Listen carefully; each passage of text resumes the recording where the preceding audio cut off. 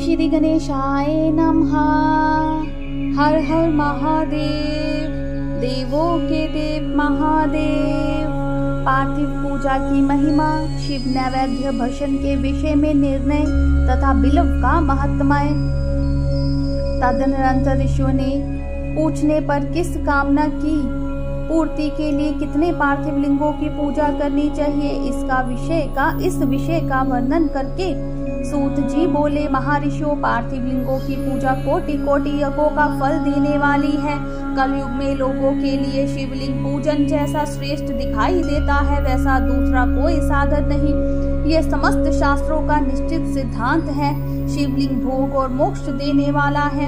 तीनों लिंग प्रकार के कहे गए हैं, उत्तम, मध्य और अधम। जो 4 अंगुल ऊंचा और देखने में सुंदर हो तथा वेदी से युक्त हो, उस शिवलिंग को शास्त्र गए महर्षियों ने उत्तम कहा है। उससे आधा मध्य और उससे आधा अधम माना गया है। इस तरह 3 प्रकार के शिवलिंग कहे गए हैं। जो उत्तरोत्तर श्रेष्ठ है, ब्राह्मण, क्षत्रिय, वैश्य, शूद्र अथवा विलोम शंकर कोई भी क्यों ना हो, वह अपने अधिकार के अनुसार वैदिक अथवा तांत्रिक मंत्र से सदा आदर पूर्वक शिवलिंग की पूजा करे। ब्राह्मणों, महर्षियों, अधिक कहने से क्या लाभ? शिवलिंग का पूजन करने से स्त्रियों का तथा अन्य सब लोगों का भी अधिकार है। दिग्गजों के लिए वैदिक पद्धति से ही शिवलिंग की पूजा करना श्रेष्ठ है, परंतु अन्य लोगों के लिए वैदिक मार्ग से पूजा करने की सम्मति नहीं है। वेदज्ञ दिग्गजों को वैदिक मार्ग से ही पूजन करना चाहिए, अन्य मार्ग से नहीं। यह भगवान शिव का कथन है। दधीचि और गौतम आदि के शाप से जिनका चित्त दग्ध हो गया है, उन दिग्गजों की वैदिक कर्म से श्रद्धा नहीं होती, वैदिक कर्मों में श्रद्धा नहीं होती। जो मनुष्य वेदों तथा स्मृतियों में कहे हुए सत्कर्मों की अवहेलना करके दूसरे कर्म को करने लगता है, उसका मनोरथ कभी सफल नहीं होता। इस प्रकार विधि पूर्वक भगवान शंकर का नैवेद्य तांत पूजन करके उनकी त्रिभुवनमयी 8 मूर्तियों का भी वही पूजन करे। पृथ्वी, जल, अग्नि, वायु, आकाश, सूर्य, चंद्रमा तथा यजमान, ये भगवान शंकर की 8 मूर्तियां कही गई हैं। इन मूर्तियों के साथ श्रव, भव, रुद्र, उर्ग, भीम, ईश्वर, महादेव तथा पशुपति, इन नामों की भी अर्चना करे। तदनंतर चंदन, अक्षत और बिल्व पत्र लेकर वहां स्नान आदि के क्रम से भगवान शिव के परिवार का उत्तम भक्ति भाव से पूजन करे। ईशान, नंदी, चंड, महाकाल, भृंगी, वृष, स्कंद, कपिधर, शवर, सोम तथा शुक्र, ये 10 शिव के परिवार हैं, जो क्रमश ईशान आदि 10 दिशाओं में पूजनीय हैं। तत्पश्चात भगवान शिव के समक्ष वीरभद्र का और पीछे कीर्ति मुख का पूजन करके विधि पूर्वक 11 रुद्रों की पूजा करे। इसके बाद पंचाक्षर मंत्र का जप करके शक्त रुद्र स्तोत्र का नाना प्रकार की स्तुतियों का तथा शिव पंचांग का पाठ करे। तत्पश्चात परिक्रमा और नमस्कार करके शिवलिंग का विसर्जन करे। इस प्रकार मैंने शिव पूजन की संपूर्ण विधि का आदर पूर्वक वर्णन किया है।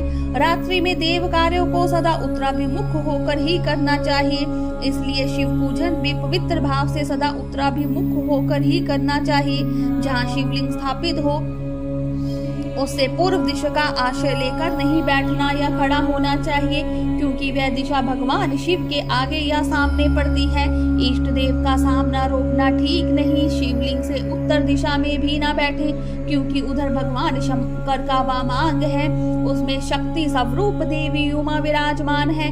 पूजक को शिवलिंग से पश्चिम दिशा में भी नहीं बैठना चाहिए, क्योंकि वह आराध्य देव का पृष्ठ भाग है। पीछे की ओर से पूजा करना उचित नहीं है, अतः अवशिष्ट दक्षिण दिशा ही ग्रह है, उसी का आश्रय लेना चाहिए। तात्पर्य यह कि शिवलिंग से दक्षिण दिशा में उत्तराभिमुख होकर बैठे और पूजा करें। विधान पुरुष को चाहिए कि वह भस्म का त्रिपुंड लगाकर, रुद्राक्ष की माला लेकर तथा बिल्व पत्र का संग्रह करके ही भगवान शंकर की पूजा करे, इसके बिना नहीं। मुनीश्वरों, शिव पूजन आरंभ करते समय यदि भस्म न मिले तो मिट्टी से भी ललाट में त्रिपुंड अवश्य कर लेना चाहिए। ऋषि बोले, मुने, हमने पहले से यह बात रखी है, भगवान शिव का नैवेद्य नहीं ग्रहण करना चाहिए। इस विषय में शास्त्र का निर्णय क्या है, यह बताइए। साथ ही बिल्व का महत्व भी प्रकट कीजिए। सूत जी ने कहा, मुनियों, आप शिव संबंधी व्रत का पालन करने वाले हैं, अतः आप सबको शतश धन्यवाद है। मैं प्रसन्नता पूर्वक सब कुछ बताता हूँ, आप सावधान होकर सुने।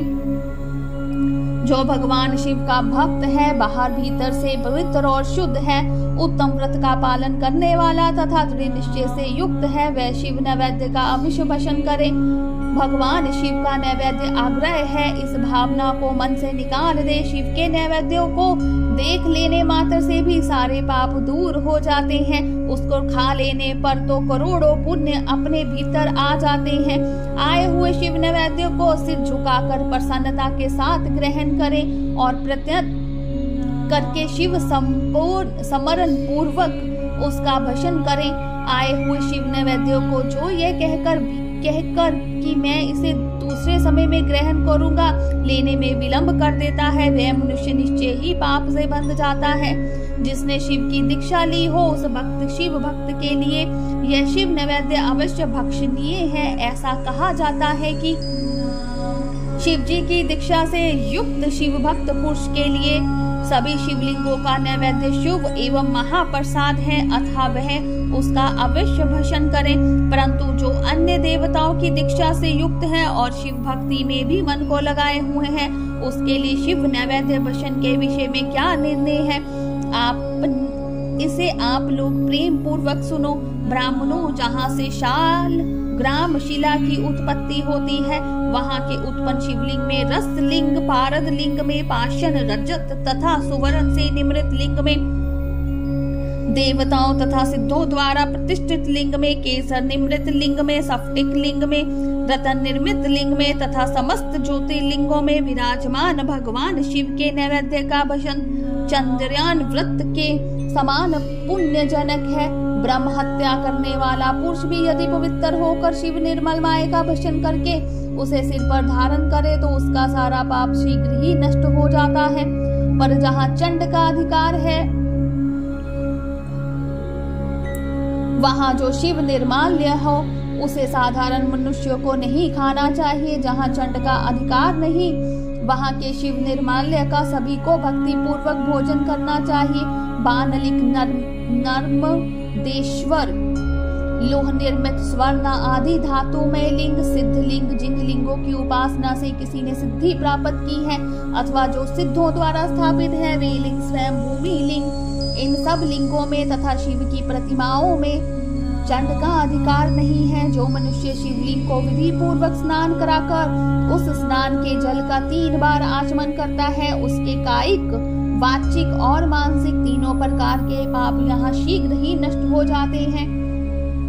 जो शिव नैवेद्य पत्र, पुष्प, फल और जल आग्रह है, वह सब भी शालग्राम शिला के स्पर्श से पवित्र ग्रहण के योग्य हो जाता है। मुनीश्वरों, शिवलिंग के ऊपर चढ़ा हुआ जो द्रव्य है वह आग्रह है, जो वस्तु लिंग स्पर्श से रहित है, अर्थात जिस वस्तु को अलग रखकर शिव जी को निवेदित किया जाता है, शिवलिंग के ऊपर चढ़ाया नहीं जाता, उसे अत्यंत पवित्र जानना चाहिए। मुनिवरों, इस प्रकार नैवेद्य विषय में शास्त्र का निर्णय बताया गया। अब तुम लोग सावधान होकर आदर पूर्वक बिल्व का महात्म्य सुनो। यह बिल्व वृक्ष महादेव का ही रूप है, देवताओं ने भी इसकी स्तुति की है। फिर जिस किसी तरह से इसकी महिमा कैसे जानी जा सकती है। तीनों लोकों में जितने पुण्य तीर्थ प्रसिद्ध हैं, वह संपूर्ण तीर्थ बिल्व के मूल भाग में निवास करते हैं। जो पुण्यात्मा मनुष्य बिल्व के मूल में लिंग स्वरूप अविनाशी महादेव जी का पूजन करता है, वह निश्चय ही शिवपद को प्राप्त होता है। जो बिल्व की जड़ के पास जल से अपने मस्तक को सींचता है, वह संपूर्ण तीर्थों में स्नान का फल पा लेता है और वही इस भूतल पर पावन माना जाता है। इस बिल्व की जड़ के परम उत्तम थाले को जल से भरा हुआ देखकर महादेव जी पूर्णतः संतुष्ट होते हैं। जो मनुष्य गंध, पुष्प आदि से बिल्व के मूल भाग का पूजन करता है, वह शिवलोक को पाता है और इस लोक में भी उसको सुख संपत्ति बढ़ती है। जो बिल्व की जड़ के समीप आदर पूर्वक दीपावली जलाकर रखता है वह तत्व ज्ञान से संपन्न हो भगवान महेश्वर में मिल जाता है। जो बिल्व की शाखा थाम कर हाथ से उसके नए नए पल्लव उतारता है, उनसे उस बिल्व की पूजा करता है, वह सब पापों से मुक्त हो जाता है। जो बिल्व की जड़ के समीप भगवान शिव में अनुराग रखने वाले एक भक्त को भी भक्ति पूर्वक भोजन कराता है, उसे कोटि गुना पुण्य प्राप्त होता है। जो बिल्व की जड़ के पास शिव भक्त को खीर और घृत से युक्त अन्न देता है वह कभी दरिद्र नहीं होता। ब्राह्मणों, इस प्रकार मैंने सांगोपांग शिवलिंग पूजन का वर्णन किया। यह प्रवृत्ति मार्गी तथा निर्वृत्ति मार्ग की पूजकों के लिए भेद से 2 प्रकार का होता है। प्रवृत्ति मार्गी लोगों के लिए पीठ पूजा इस भूतल पर संपूर्ण अभीष्ट वस्तुओं को देने वाली होती है। प्रवृत्त पुरुष सुपात्र गुरु आदि के द्वारा ही सारी पूजा संपन्न करें और अभिषेक के अंत में अगहनी के चावल से बना हुआ नैवेद्य निवेदन करें। पूजा के अंत में शिवलिंग को शुद्ध संपुट में विराजमान करके भीतर कहीं अलग रख दे। निर्वती मार्ग उपासकों के लिए हाथ पर ही शिव पूजा का विधान है। उन्हें भिक्षा आदि से प्राप्त हुए अपने भोजन को ही नैवेद्य रूप में निवेदित कर देना चाहिए। निवृत्त पुरुषों के लिए सूक्ष्म लिंग ही श्रेष्ठ बताया जाता है। वे विभूति से पूजन करें और विभूतियों को ही नैवेद्य रूप से निवेदित भी करें। पूजा के लिए उस लिंग को सदा नमस्तक पर धारण करें। बोलिए शंकर भगवान की जय, उमापति महादेव की जय, हर हर महादेव।